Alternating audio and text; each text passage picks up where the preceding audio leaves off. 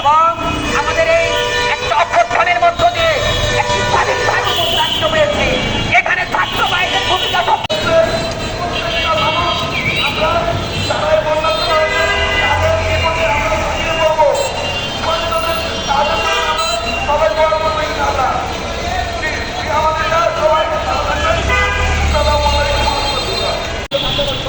তার জন্য আমরা পদক্ষেপ নেব।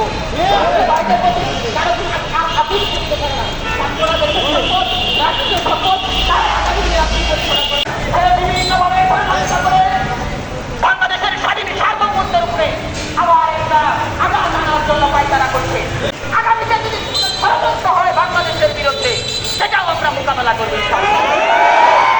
বর্তমান সময় ফেনী, চট্টগ্রাম, কুমিল্লা, ব্রাহ্মণবাড়িয়া, নোয়াখালী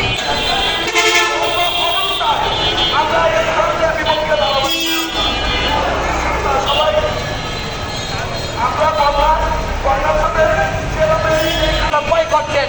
দুইজনকে হুঁশিয়ার করে দিতে বলতে চাই, আপনারা আজ থেকে এখন থেকে শফিপুর বাজারে কোনো ব্যবসায়ী ভারতীয় পণ্য বিক্রি করতে পারবেন না।